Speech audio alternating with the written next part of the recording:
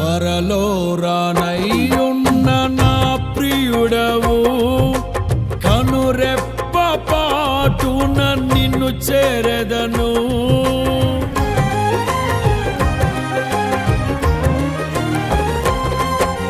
త్వరలో రానయ్యున్న నా ప్రియుడవు, కనురెప్ప పాటున నిన్ను చేరెదను. కనులారా నిన్ను చూసి మై మరచిపోయే, కనువిందు చేసే మహిమానగరిలో పరవశమే ప్రతినిత్యము.